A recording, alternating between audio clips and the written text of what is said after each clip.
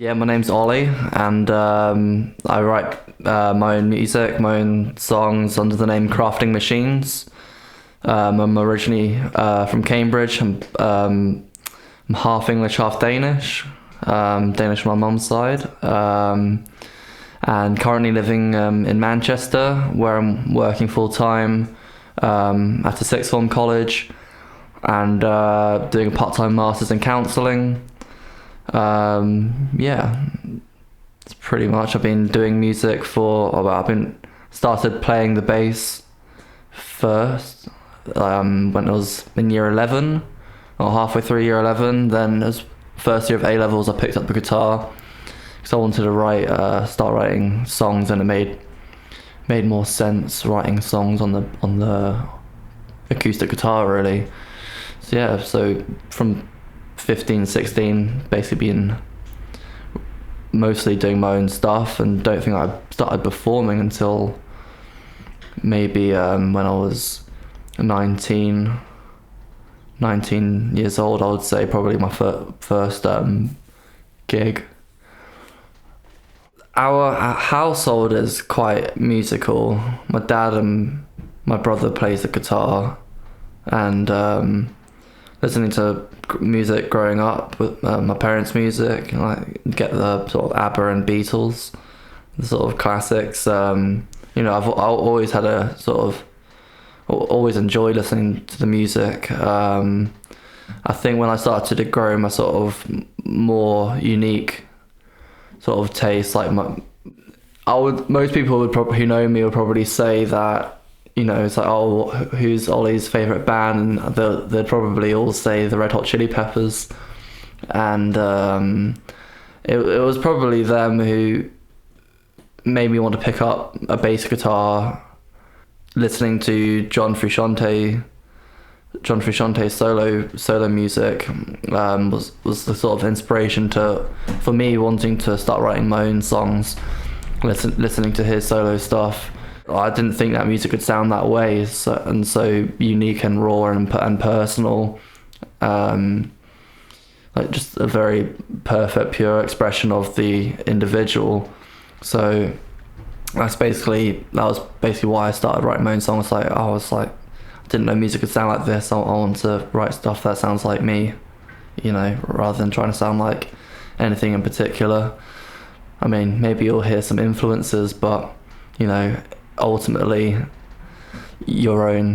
my own style sort of thing. More recently, like the past 2-3 years, I've been at open mic nights and stuff, or people coming up to me after performing saying that, it's like I remind them of Brian Molko from Placebo, which I take as a massive compliment, because it was because of people.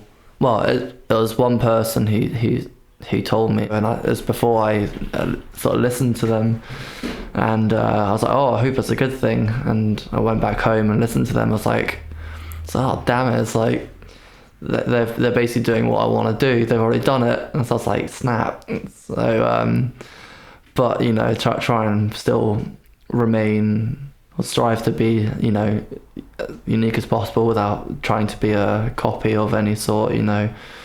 As long as you're being honest to yourself and expressing yourself as honestly as possible. And yeah, I try to portray that as best as I can without trying to filter anything. Well, I guess it'd be like fairly cliche in the sense, like, just be yourself, be your own unique self. Don't what's the word? I don't know, don't follow the herd. And if you're doing music, and if you're interested in music, don't worry about trying to sound like this or that, or don't tell yourself that it's like, oh, I'm not good enough. Just keep working at it and on it. And when I first started, like, I couldn't sing, I couldn't play. You spend quite a lot of time sounding bad. Right now I can I feel more comfortable in saying that, you know, I'm starting to get more comfortable with my sort of performance ability. But it's very, you know, starting off, it was always a stage fright and the nerves, and don't feel bad about things that you feel, emotions that you feel. They're completely normal, and don't be scared for expressing yourself for the person you are. You know, everyone's different. Everyone has their own ways of going about the world, and there's no real right or wrong way of doing it. So yeah, just be you. I don't know. It's kind of annoying because it is pretty cliche, but it is the truth. And that's always what I've tried to do. You know, like I never try to. I can't think of the word when you pander. Like, I don't pander to other people and what other people think it should sound like, or, you know, I was like, oh, you should. Had someone once say, it's like, oh, you need more jazz chords. And I was like, do one. So I don't. I'm just like, nah. It's like, shut up. Yeah, and it's sometimes very tempting to pander to other people and, you know, try and be a crowd pleaser. And I found artistically it's best just to stick to your guns and keep striving towards that, because you'll end up tapping into something that no one's ever done before, or, you know, something a little more unique. So, you know, I think about it as when it comes to the greats, you know, the greats typically broke the rules. They were rebels, and then they became, you know, mainstream, famous, you know. But getting started, you know, or, you know, breaking through to the world, that it was because they broke the rules, or, you know, didn't do something that people liked. And then, you know, time goes by and it's like, oh, it's like they're one of the best that there's been. So it's, yeah, it's that philosophy that I try to keep in mind. Just stick to your guns and do what you think is right, even if people tell you it's not right or sounds a bit crap. Yeah, I think like in terms of artistic creativity, that's just the way you gotta be. Otherwise, it's just gonna end up being like something else out of another million things, which you can't distinguish a difference between. So yeah. When it comes to songwriting, it does change. I don't really have one fixed way of writing a song. It's kind of it's usually situational when it comes about. So if I am at home, you know, go back from work and I, you know, pick up the guitar, start playing the guitar, maybe there's something in there which I liked, and I just keep repeating that part and start sort of humming a melody or singing a melody without words, and sort of just keep looping it until I sort of find just a melody that sounds good. And then with that, you start making the sort of sounds that you want to hear with your mouth, like sort of, whether it's like sort of vowely sounds like oohs and ahs, and somewhere in there are words that have make that same sound, and it's kind of a bit of a puzzle piece from there. And sometimes it's like, maybe it's just from the melody you're singing without the words, maybe that melody invokes a certain emotion within you, and that I guess influences the theme or the context of what the words might end up being later on. So sometimes it's that way around, but it can just as easy because like if I'm not at home and I'm commuting on the tram to work or on a bus or whatever it is, or when I was driving to work, like I wouldn't have a guitar, so sometimes I'll get a melody idea and I'll start like humming a melody idea. It's like, oh, that sounds alright, and then I'll just record on my phone, just so I don't forget it. And it's like, oh, I send like a future message to myself. It's like I address myself as future Ollie, remember this, and it's like, you know what I mean by this, and explain that. And I sort of give myself instructions for me to pick up later when I do forget and find it again. I was like, oh yeah, I know what he meant. I know what past Ollie meant. So I kind of like do a bit of that. My song The Fair at the time, or I just finished writing the song The Fair, which was like one of my sort of one of the first ones that I wrote where I was like, this is the sort of direction I want to go. And I could hear myself, I could hear a note that I wanted to get to that I wouldn't usually go to at the time. But I knew, I felt like I could hit the note even though, and it was one of those, I just kept doing it. I kept trying to hit that higher note until I could. So it's one of those, like, it would sound awful for a good long while. It would sound like you're constipated or something.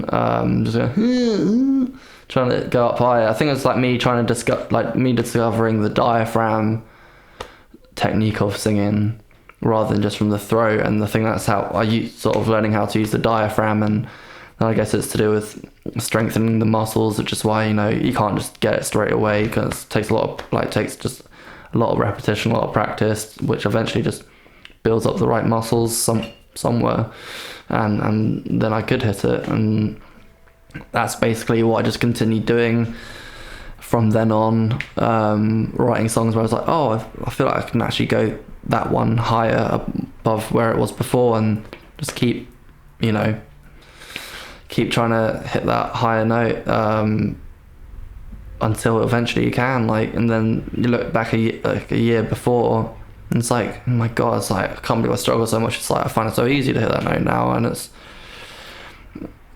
basically like how that was my way of practicing to broaden my range. Just either me in my head thinking or hearing it's like, oh, I feel like that's like where I want to be able to sing, but I can't quite hit that note. It's a little bit like sound like a screeching cat, but like I know that's like, oh, I've done it before. You just keep sounding like a screeching cat until you just sound like a cat, and then you hopefully sound like you're just singing okay. So and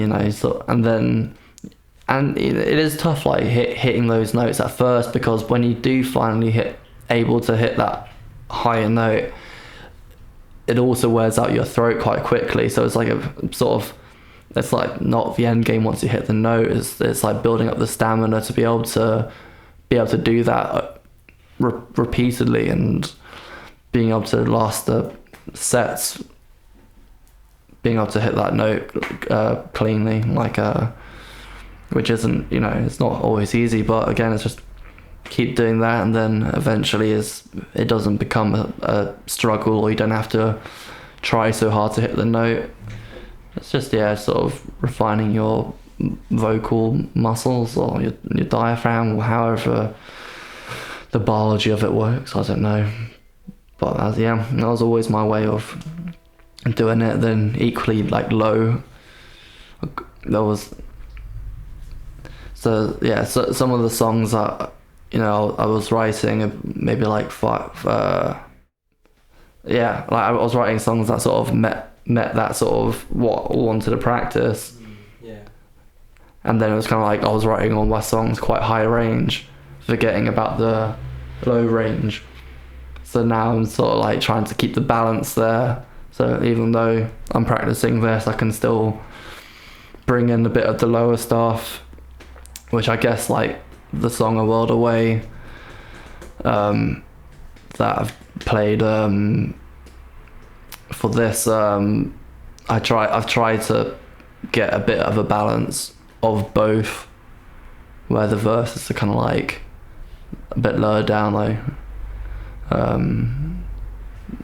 yeah, no, I'm trying just try and it's one of those things like when you get constructive criticism from performing like over the years, I really do like take that stuff on board and really work on that to sort of self-improve. And it's completely right, like you need to keep it diverse as well. You need to keep the dynamics interesting, and so you're not just one sound the whole time. So it's like, yeah, all the sort of things I try and keep in mind when writing a song now. Now that I'm probably like less focused at expanding my range. I think I'm getting pretty close to hitting my like peak sort of. So you can't. I'm assuming you can't go on forever until you hit sort of super. I don't know, sort of dog frequency. Like there's only you can go only so far, I imagine, but you can really you can go pretty far, like a lot, you know. But yeah, I'm kind of at a point where I'm quite happy with the range I've got, and just trying to make the songs as interesting as possible without trying to get carried away with trying to be like, oh, I can sing this high, you know, to myself, you know. I'm trying to prove it to myself that I can do this or that, but trying to be more conscious that as long as it's serving the song, then it's okay. Yeah.